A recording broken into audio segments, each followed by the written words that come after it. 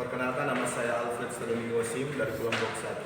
Di sini saya akan memberitahu atau memperkenalkan alat-alat apa saja yang digunakan atau dipakai dalam proses pengambilan video gerak parabola. Yang pertama di sini ada dua benda, yaitu yang pertama bola kasti dan yang kedua bola kaki yang sering kita gunakan. Kemudian ada mistar yang berukuran 30 cm.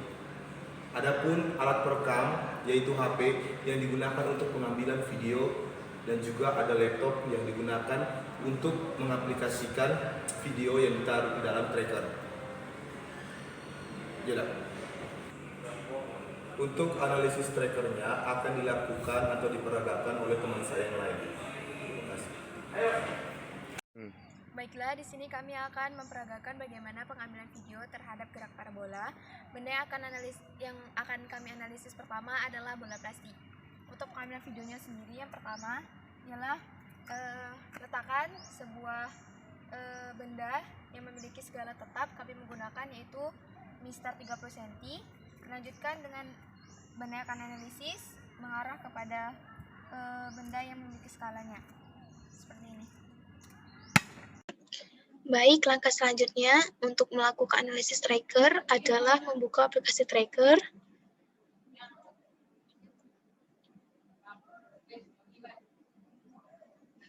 Seperti inilah tampilan dari aplikasi tracker. Langkah selanjutnya adalah membuka file, open file.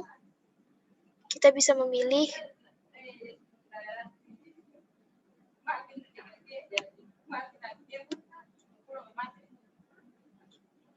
video yang kita ambil, seperti ini contohnya. Open. Tunggulah sampai video muncul. Seperti ini. Karena bentuk videonya masih belum sesuai, hal yang dapat kita lakukan adalah mengubah pengaturan video, yaitu pilih menu video, filter, new, rotate. Kita bisa memilih -90, seperti ini, sudah bagus, close. Baik, seperti inilah tampilan dari videonya. Langkah selanjutnya yang akan kita lakukan adalah melakukan kalibrasi dengan cara kalibrasi tape. Sebelum melakukan itu, agar lebih terlihat benda yang menjadi acuan skala kita bisa melakukan zoom atau perbesar. Seperti ini. Ya, seperti ini. Pilih menu calibration, new calibration tape. Klik shift bagian atas dan bagian bawah. Di sini kami menggunakan mistar dengan ukuran 30 cm. Jadi untuk ukurannya bisa kita sesuaikan, yaitu 0,3 meter. Baik, seperti ini. Bisa kita kecilkan kembali. Sudah seperti ini. Langkah selanjutnya adalah mencari titik awal dari benda yang akan kita analisis.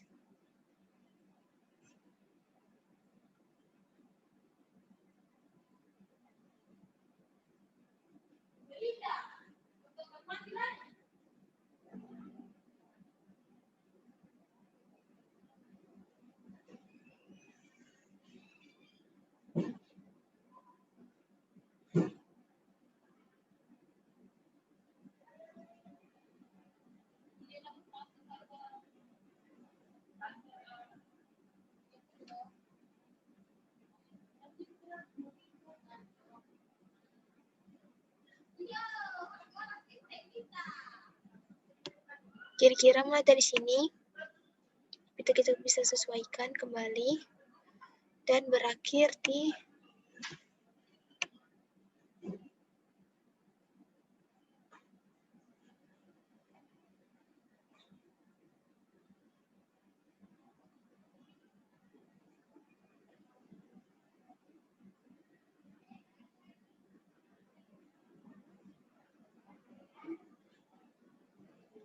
kurang lebih berakhir di sini.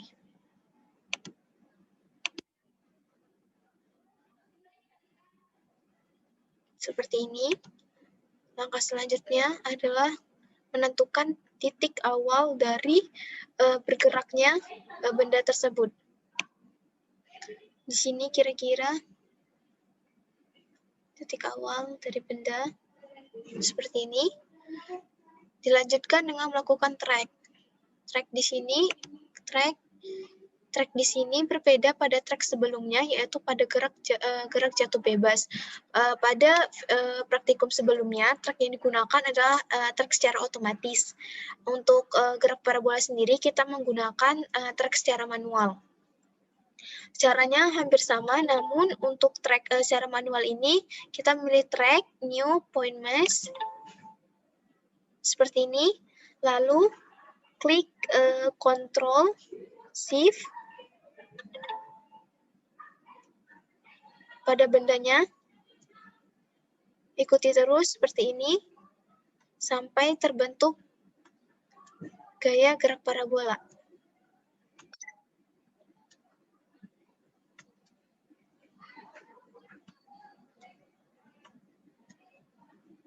Lakukan hal yang sama.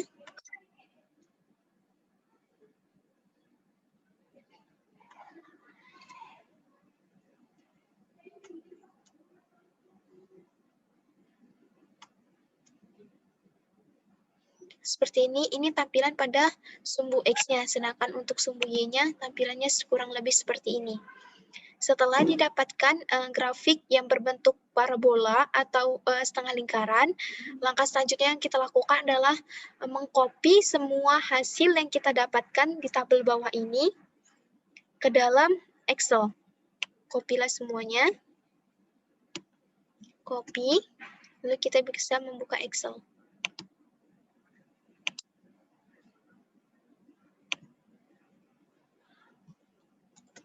Seperti ini, setelah kita membuka Excel, langkah selanjutnya yang akan kita lakukan adalah memilih menu Insert, Chart, Scatter, seperti ini, Select Data, Add, kita bisa tulis ini, sumbu X. Oke, ini kita pilih series X values-nya itu, ini T, copy dari atas ke bawah, masukkan, dan yang ini kita pilih X. Oke.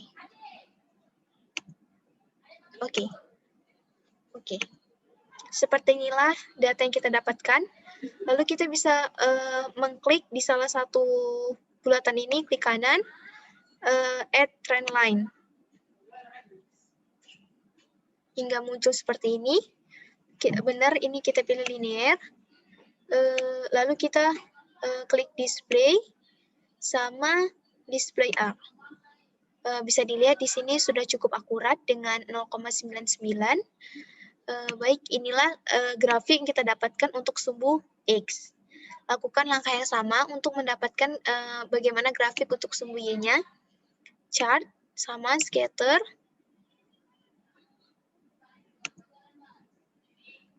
Chart, scatter, select data. Data yang pertama kali dimasukkan sama, yaitu nilai T. Nilai T. Maaf, salah. Diulangin. Add. Menulis ini namanya itu sumbu Y. Data yang dimasukkan pertama adalah nilai T. Oke. Data yang dimasukkan kedua adalah nilai dari si Y. Oke. Sudah terlihat tampilannya? Seperti inilah bentuk atau grafik yang dihasilkan pada sumbu Y. Ini bisa kita sesuaikan dengan cara add trend line. Pada sumbu X kita menggunakan linear, dan pada sumbu Y kita menggunakan polinomial, yaitu order 2. Seperti ini. Sama hal yang dilakukan itu display R. Jika tidak terlihat, kita bisa melakukannya di sini. Seperti ini. Sudah lumayan bagus grafik kita hasilkan. Seperti ini.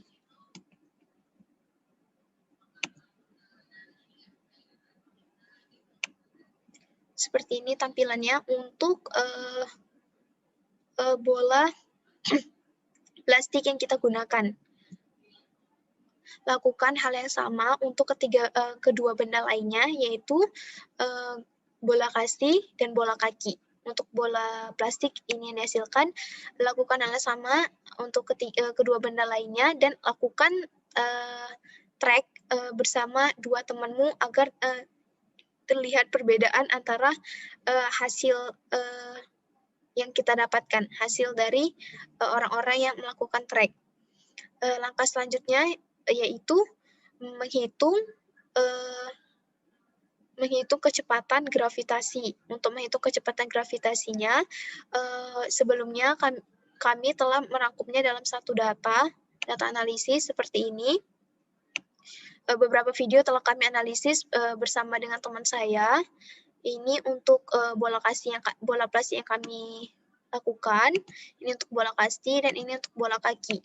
Untuk menghitung kecepatannya sendiri, kecepatan gravitasi, ada beberapa hal ataupun beberapa tahapan yang perlu kita lakukan. Yang pertama, menentukan V0 atau kecepatan awal dari benda tersebut. Di sini berhubung kami menggunakan bola plastik, berarti kecepatan awal dari bola plastik itu.